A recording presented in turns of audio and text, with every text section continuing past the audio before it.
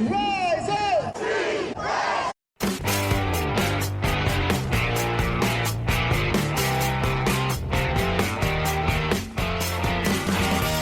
This is the Rise Up See Red podcast, all about the Arizona Cardinals and the NFL, featuring insider and outsider perspectives. Enjoy the best hour of Cardinals talk on the web. Now here are your hosts, Jess Root and Seth Cox.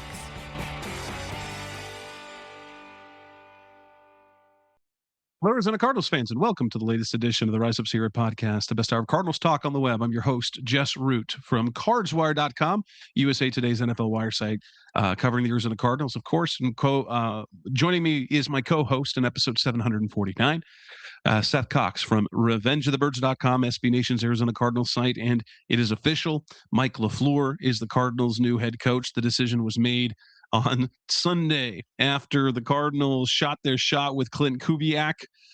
Sunday morning, it became official. The report came through. They agreed to terms. The Cardinals announced it. And on today, Tuesday, he had his introductory press conference. And so now we have a little bit of content that we can talk about, as that is the plan with the show today, is to talk about LaFleur's opening comments, the process to get to LaFleur. And then we'll talk a little bit about the future at the defensive coordinator position, which is had some interesting things will happen already. So, Seth, I'll have to ask you, I mean, why did they interview Clint Kubiak? I don't know. Like, I get it in theory, but why did they do this? I don't know. I think it's just one of those things that it seemed maybe obvious, maybe it's not, and I don't have a lot of like negative things to say about the hire of Mike LaFleur. I just will say that it seemed like it was probably accurate that he was their third choice after Robert Saleh and Clint Kubiak. And so they just figured, why not take that shot? Like, if he was comfortable with it, why not? And they were open about it. Why not take that shot? And it makes you it does make you wonder about like Anthony Campanelli, right? Like, did they not, or did he not want to wait around? Understandably, by the way, like if Mike had been like, you know what, never mind, I don't want to wait while you guys interview Clint Kubiak, I don't think any of us would have been like, yeah, that's a bad thing. We would have been like, oh yeah, that tracks. Like, why would you wait on another guy to get the job that you want? Yeah, that's the thing about Campanelli. It's like, well, was it the case where the Cardinals said, hey, we've still got more to do? I'm like, I can't wait that long because the Jags need to know whether I'm coming back. And otherwise they're going to go in a different direction. Or maybe they said, thanks Campanelli, thanks for that, we won't be moving forward with you, and that provoked that. So might have been one of those two things. And it might have been a timing thing for Jacksonville, is that if they had someone perhaps in line to replace him if he wasn't returning, and he was not, he didn't, the timeline didn't match up, so said, no, I'll be back. But yeah, I mean, the LaFleur thing, the way they made sure to say that they had their process and they were going to do it their way, and Monty Ossenfort today made sure to point out, like, how does it look when all these candidates are choosing other teams? And he made the comment, well, maybe those, not all those candidates we wanted. Oh, is that so? You didn't want Jeff Hafley in for another interview. You didn't have an interview already scheduled for Robert Saleh. You didn't want him. Right. But LaFleur, at least, I guess it came down to the fact that he was impressed enough with here that he was, and simply put, he probably liked the situation here and liked returning to the Rams. And so he could afford to be patient because he wasn't dead set on coming here, although he liked it. But yeah, the whole interviewing Clint Kubiak thing, I get it in principle, except that and they talked about it today. They learn a lot about other franchises and how things are run. So I guess there's value in that. But the way they went about it just made them look so under like kid brother, Right. is what they were being kid brother. They keep getting passed over. So like, hey, just let me interview you. Just let me. And in the end, they get a guy who's respected, but they look like they got trampled all over in the process. Well, and I can't remember who posted it, but it was on X, and they basically said that they were like, despite all of their best efforts to look like idiots or be on the bad side of this, the Cardinals had a really good hire in this process. And I think that's accurate. Like, I think that's a great way to define it. Like, they tried to make themselves look like jackasses. Maybe they even did look like jackasses. But at the end of the day, they got a good guy who looks like he's going to have a chance to be, a franchise level coach. And, I wrote about it today in his press conference. Do the Cardinals need a home run? Well, every team does. Let's be honest. Every team needs a home run candidate. But what the Cardinals need more than anything right now, and I know people are going to be like pissed off when I say this, but they need a guy like Kevin O'Connell, right? Like Kevin O'Connell in his 4 seasons as a head coach. He's got a 13-4 season. He's got a 14-3 season. He's got a 7-10 season. He's got a 9-8 season. He's made the playoffs twice. He's missed the playoffs twice. But guess what? He's always in the mix. They're good enough and they're competent enough to always be in the mix. And that's what the Cardinals need. Now, if they end up getting a guy that's a home run, a guy that is truly a transcendent coach, then that's even better. But you and I talk about this all the time. The best coach in this franchise's history is Bruce Arians, and he won a single playoff game. Like, it's insanely difficult to be a great coach in the NFL for a long time.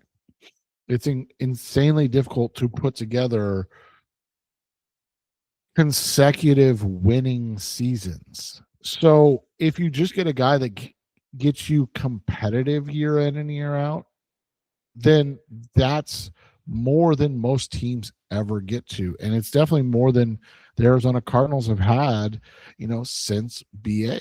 And that should be what the goal is right now. And if you get more than that, if you get a guy that ends up, being on the level of a Kyle Shanahan or a Sean McVay, then that's just a bonus, because they've never even had, they've never had a young Bruce Arians, right? Like, they've never had that guy. Ken Wisenhunt was a good coach when he had Denny Green's players, but when he had Kurt Warner. Yeah, and Kurt Warner. But as soon as he lost that, it was like, oh crap. So, that's how I look at this. I am excited to see what happens. But I'm also like, this is the Cardinals, and we haven't seen them be competent in this since Bruce Arians, and that goes back to all of them. And I do like how it looks so far. There's lots to be impressed of by his approach. LaFleur seems to lack the polish to say nothing. So like when he speaks, it seems genuine. He says he speaks from the heart. Says like, I do like his play, and much like Jonathan Gannon. Like I was very impressed by Jonathan Gannon's coaching philosophy when it came to how he treated players, and it's all about the players. And we get the same vibe from Mike LaFleur. He's He's going to build something based on the play. There's going to be some foundational principles, but ultimately you get talent around you. You have to put the players in the best situation. He's a player's coach. It's all the player success is all about the player's success, which he can then turn off like Gannon.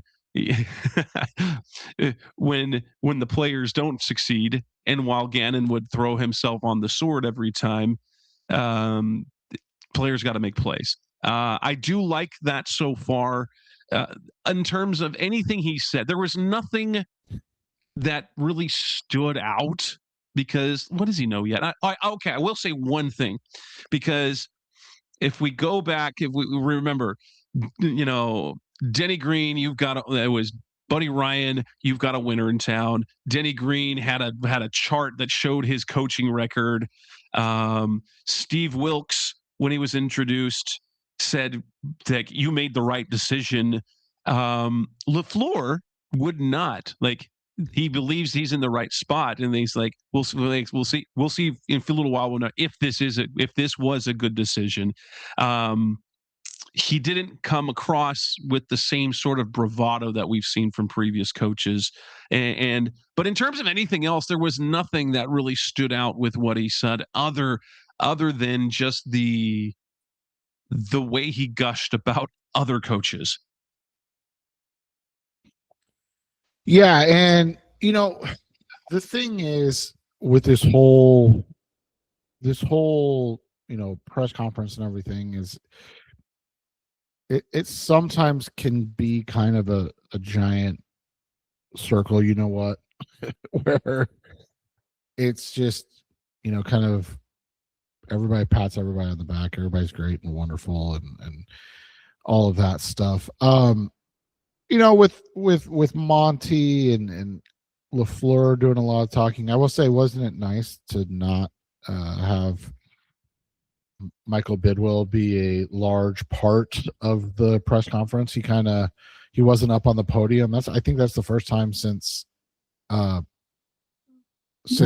Wilkes, right? So it's interesting that was a choice that was made by him.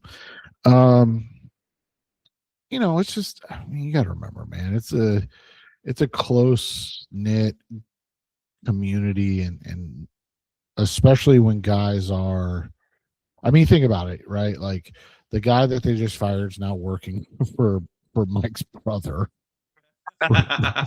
right?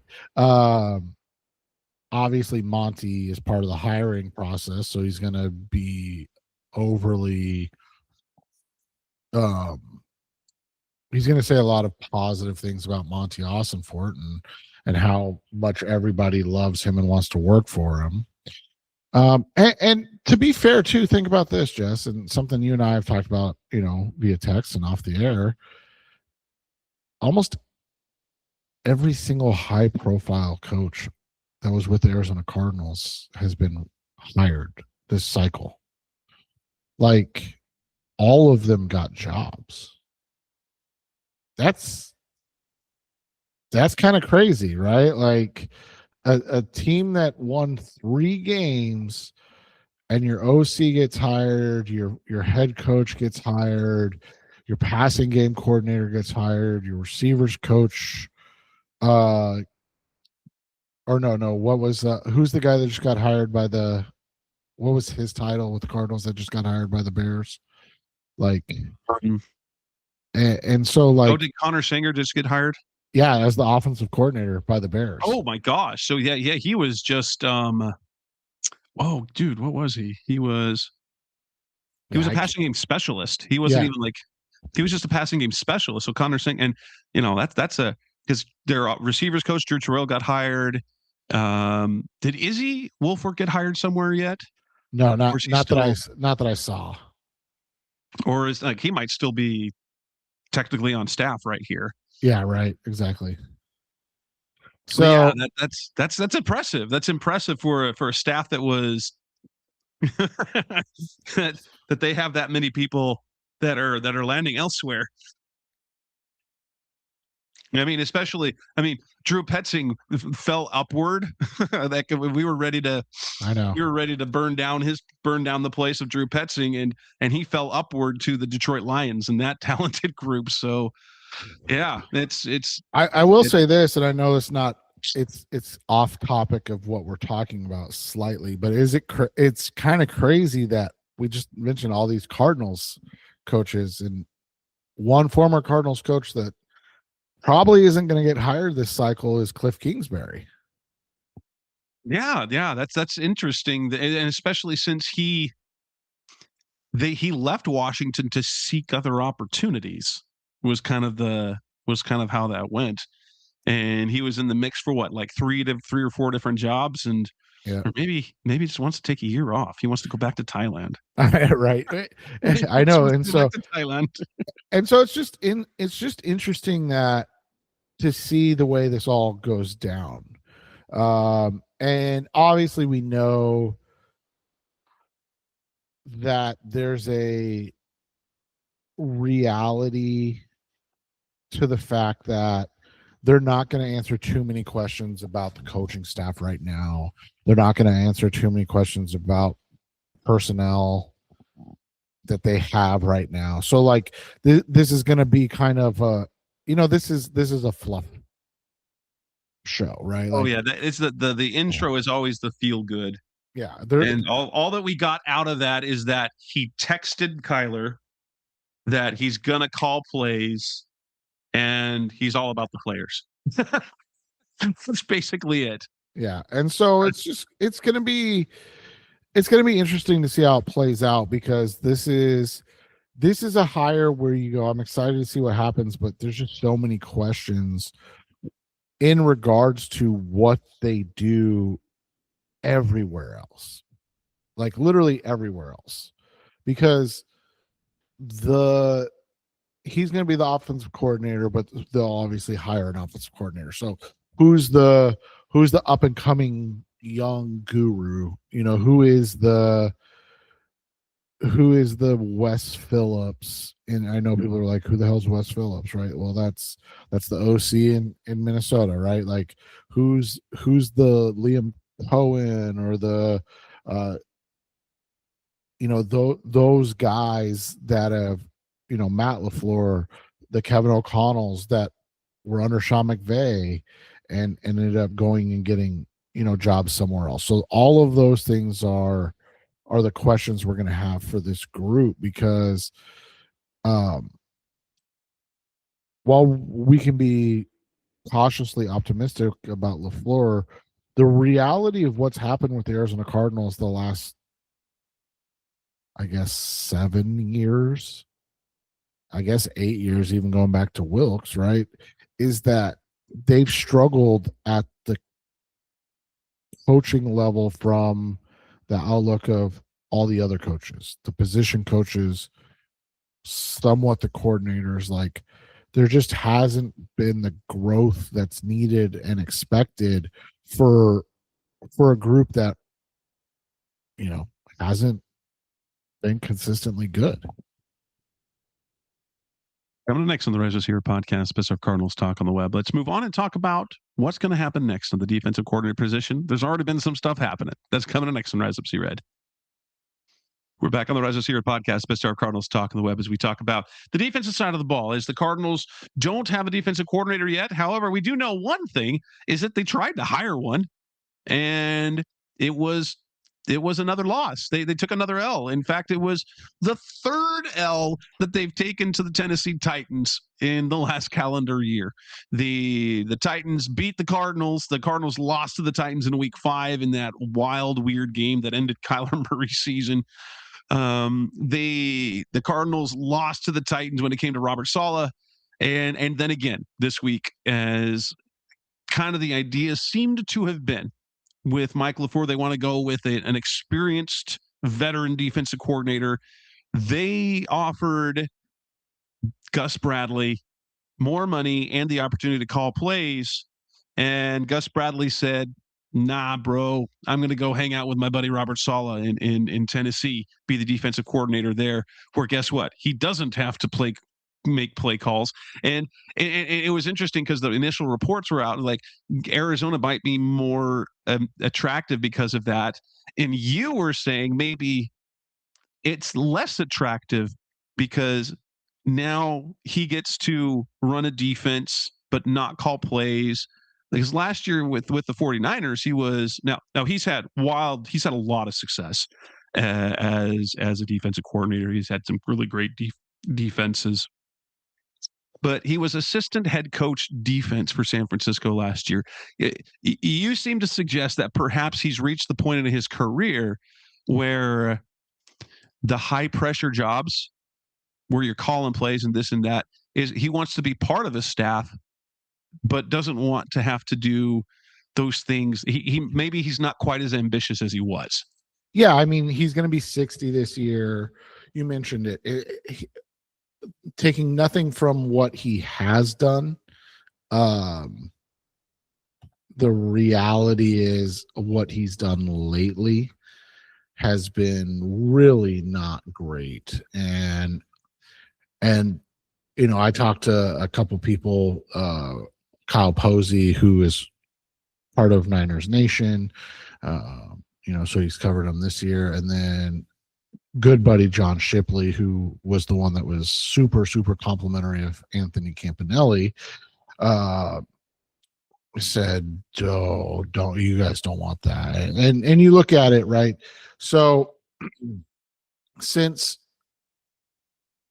2020, when he was the Los Angeles Chargers defense coordinator, they finished 10th in yards that year, 23rd in points. So not great in points, but top 10 defense in yards.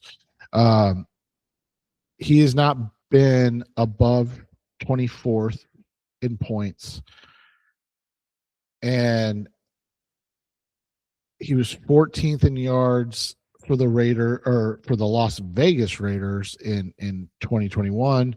He was 15th for the Colts in 2022, and then 24th and 29th in yards his final 2 years as like the guy making the play calls.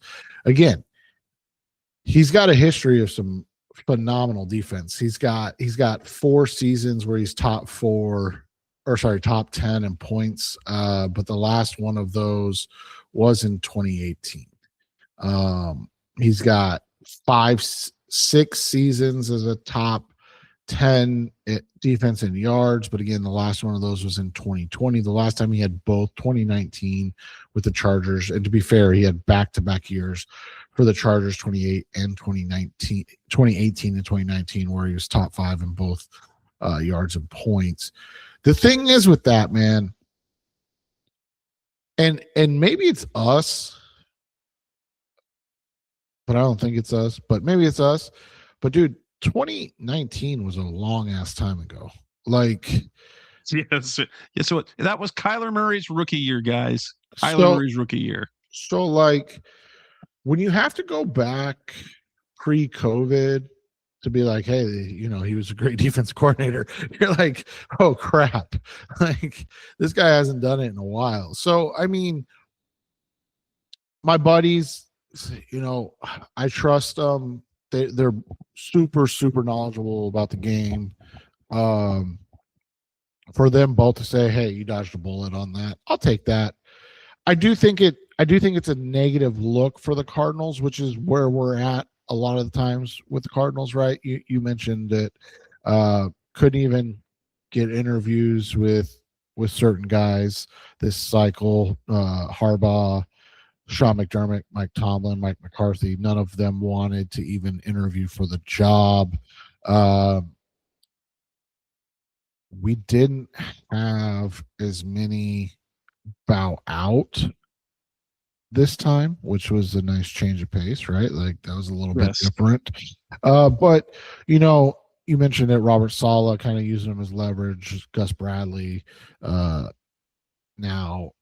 not even using him as leverage and straight up saying like, no, I'd rather go hang out with my buddy in Tennessee than make more money live in Scottsdale or Paradise Valley and actually call a defense. Like, that's just a wild situation. And so that's why I said my brain goes to, like, he's made so much money. Like, he's at the non-ambitious part of his career where he just want to be with his buddies. right. Like, I'll just hang out and make a couple million being the DC in name and not worry about anything else. And let's be honest, that's not in that fairness, good. now, this is not to say that they don't take their job seriously, guys, because coaches are ball coaches and they do love ball. And so they love all the whole part of it. But to be able to go somewhere with one of your friends, not have the pressure of calling the defense and it's familiar. So I get it. It makes sense. And he's been a head coach. He's been a defensive coordinator. He's not climbing any ladder anymore. And so that initial report, like the draw of calling plays and a little more money, maybe it really wasn't as attractive as we thought. But that brings us to the other thing, because now the latest name that is connected to the Arizona Cardinals when the defensive coordinator targets is Wink Martindale.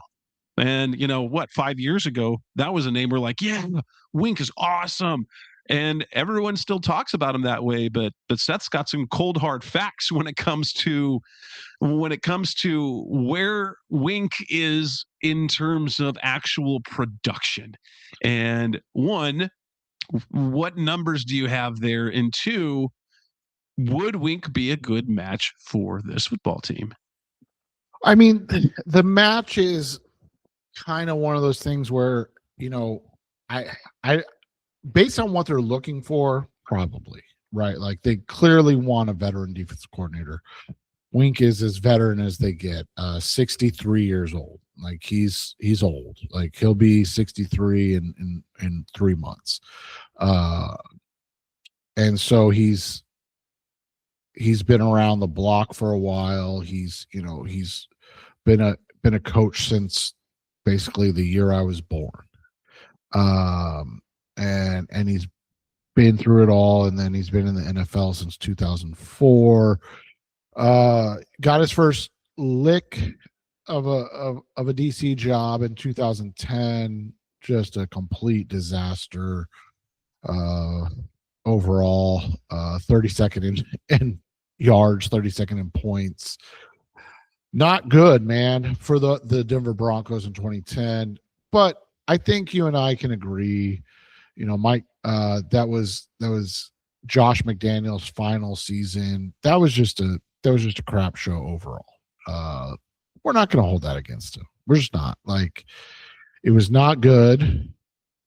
It was, in fact, terrible. But it was his first bite of the apple, and he came back stronger. 2018, he gets promoted to be defense coordinator of the Baltimore Ravens. They finish first in yards, second in points. Can't really get much better than that. Fourth overall in rush defense, fifth overall in pass defense. They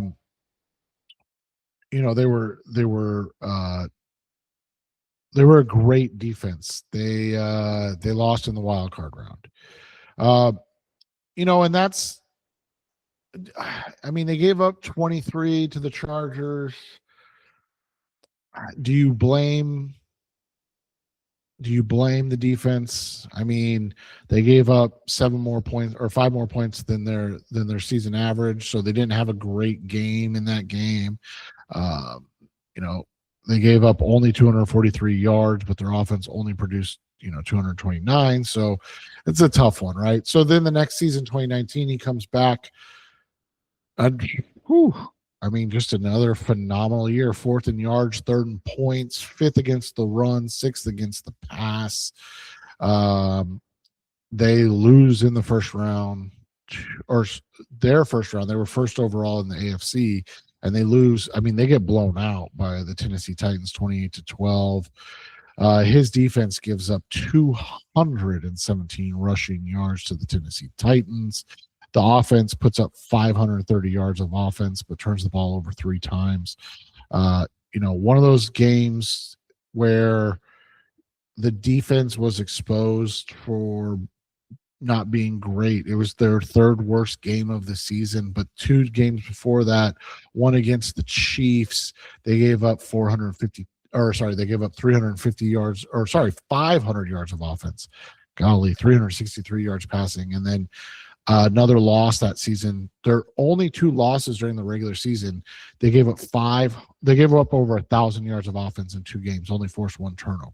So I think they feasted a lot on some bad teams, and when they played good teams, remember Kansas City that season went to the Super Bowl. It was a lot more difficult, and they just didn't show up. And then, things started to take a downturn. Now, again, this was a great season. Seventh in yards, second in points in 2020. But I think we all kind of take a little grain of salt with that season, right? Like good, bad, otherwise, like we're just like, it was a weird year. They won in the wild card round. They lost to the Bills 17-3 in the second round of the playoffs. Defense was, again, fine that season. And so, they run it back again, and that's where the wheels really start to come off. 2021, they finish up 25th in yards, 19th in points, but the holes started to come out in 2018. 2019, despite that dominant top 5 defense in both statistical categories, they had games where they were just getting gashed for yards, giving up massive amount of points. And I get it. Maintaining a level of play as a top 5 NFL defense over a full season is incredibly difficult. And bad games happen, but bad games in back-to-back weeks against the best offense, 2 of the better offenses you went against all season, kind of is what became the problem. And then, like I said, it spiraled. 2021, 25th and 19th. They fire Wink. He gets picked up right away. I mean, not even a season off. He goes to New York with the Giants, and again, kind of a familiar idea, right? He goes to the Giants with Brian Dable, first time head coach, offensive guru, bring in a sage veteran defensive guy with a young up-and-coming offensive genius. Now, to be fair, Dable was an entire decade older than Mike LaFleur at this point, but he was, first-time head coach. Decent defensive performance that year, 17th in points against. And again, you'd like to see, okay, what were they the year before? So with Patrick Graham, the year before they were 23rd in points against. They move up to 17th. The year before with Patrick Graham in 2021, they were 21st in yards, against. They were 25th in yards against with Wink. And so you're like, okay, the scoring defense improved, but the yardage actually got worse. And then in 2023, just kind of bottomed out. 27th in yards, 26th in points. The worst he's done in a full season since his rookie season as a DC. And I had some people when I posted that out say, yeah, but they were first in turnovers that season. Well, so here's the thing, man. Like, you go back through his record, right? 2018, the Baltimore Ravens have literally the best defense in the NFL. They're 22nd in turnovers. The best, number 2 in scoring, number 1 in yards. They were 22nd in turnovers with 17. The next year, 2019, top 5 in both categories again. They're 7th in turnovers with 25. The next year, again, top 10 in both categories. They're still and 10th in turnovers. That 2021 season, when they bottomed out, they dropped down to 29th in turnovers. His first year in New York, They improved slightly in points against, went down in yards, and they're 25th in turnovers. So being first in turnovers is really irrelevant to me. Turnovers are just a luck type of thing a lot of times. The ball bounces a certain way and you get a turnover. Some of it has to do with his aggressive nature. I mean, he's a very aggressive defensive mind. He likes to blitz. He blitzes at an astronomical rate compared to Jonathan Gannon's defense, who Nick, Yes. with Nick Rallis calling the defense, but let's be honest, it was Jonathan Gannon's defense. He's incredibly aggressive. The one thing I'll say about Wink overall is that you've got a guy that's been around the block and he's had success. The reality is the last 2 years he's been in college football with Michigan. Michigan's had good defenses in college football, so that's a good thing. It's not like he's regressed as a coach, despite. And the one thing it does allow them to do is we've seen it before. McVay had Wade Phillips to start. Cliff Kingsbury, they had Vance Joseph. It's kind of trying to pair that experience with and at the same time, as head coaches, so they're over both sides. But it allows someone like Wink to kind of be the head coach of the defense, and so it lessens to some extent what LaFleur has to do, especially as an offensive play caller, in addition to being the head coach. So I get that idea. The interesting thing is, though, don't you remember back with Jonathan Gannon, kind of the talk that maybe like Mike Zimmer would be part of the staff, and at the end of the day, nobody with any experience at any of their positions ended up being on staff.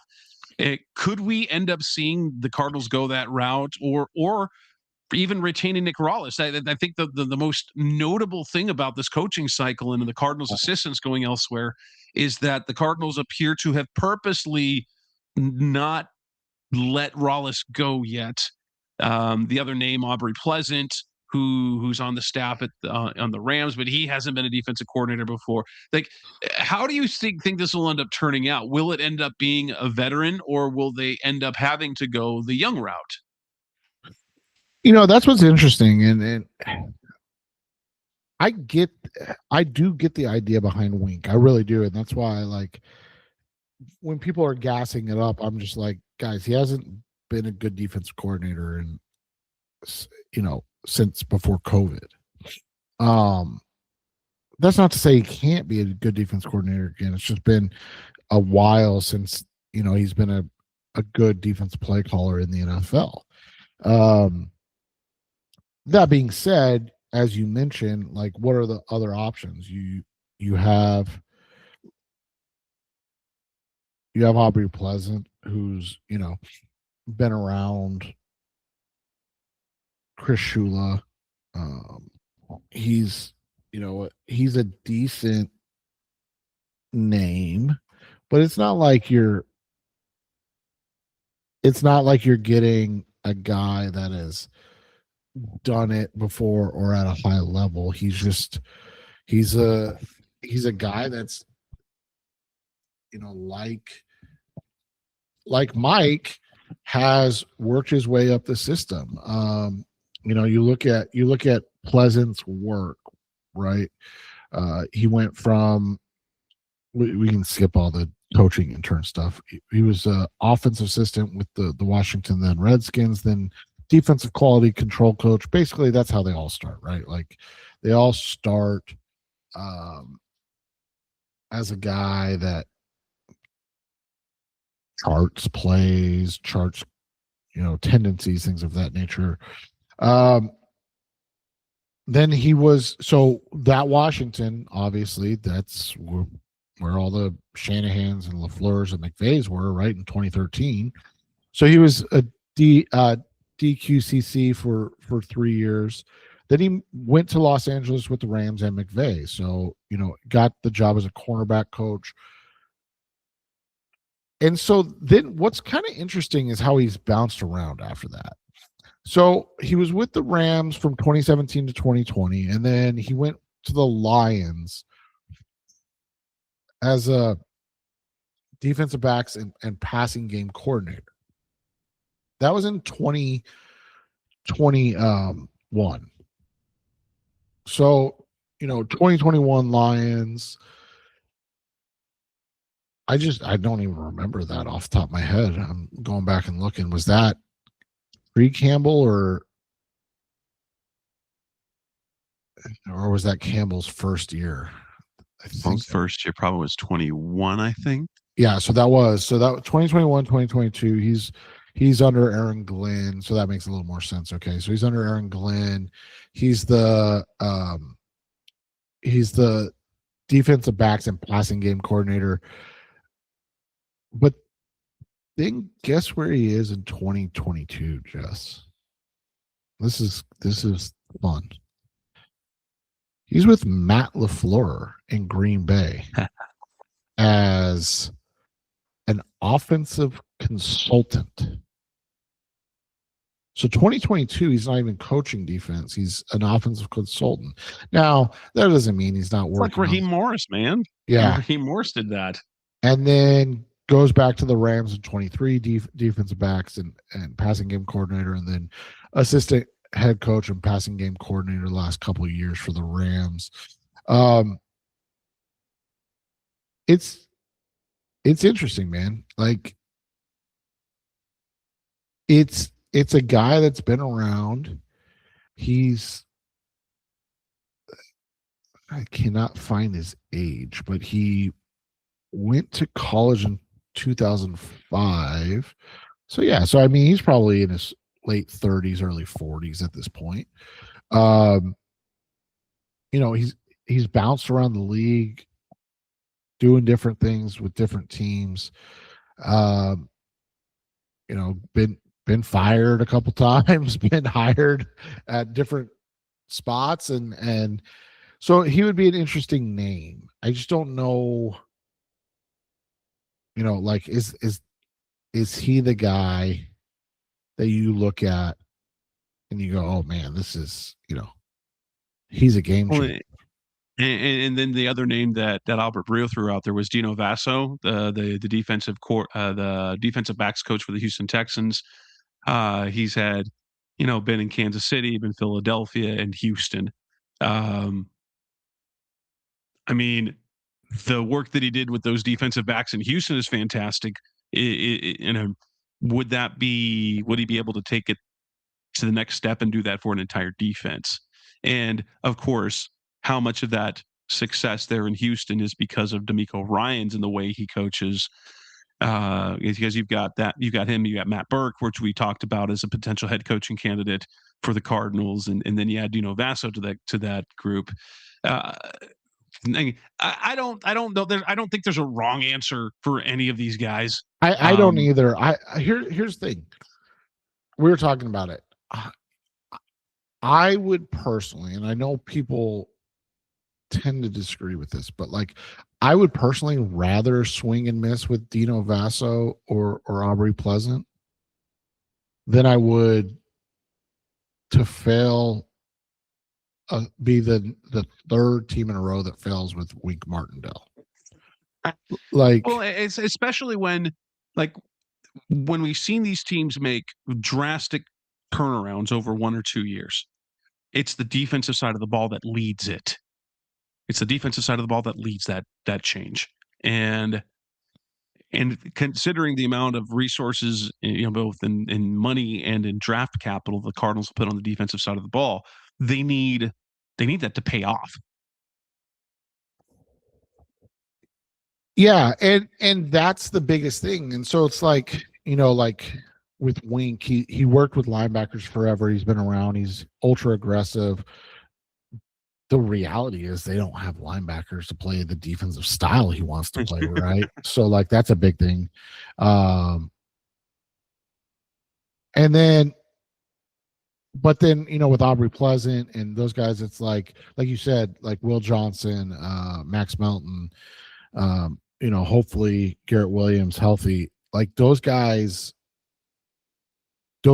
have had up and down careers thus far. I mean, we have to acknowledge the step back Garrett Williams took last year before the final injury, and say like, hey, this is 100% a group that's been under coached and underperformed. And so like, what an Aubrey Pleasant or a Dino Vasso, and you look at the Rams DBs, you look at the Texans DBs and how aggressive and how physical they are, you go, okay, like that's a guy that I want, to be teaching our young guys. Like that's how you have to look at it. So it's just interesting. I don't think that there's a wrong answer, but I know if for me, if I'm going to see this team fail in a way that I've seen it before, I would rather do, taking a swing with a younger, more aggressive guy than I would just running back another, older guy that's been beaten into the ground and hasn't had success in a while. Now, I'm not going to say Wink would be a bad hire. I really am not saying that. I'm just saying how I would go about it. Yeah, that makes sense. So we'll see in the days to come how that goes.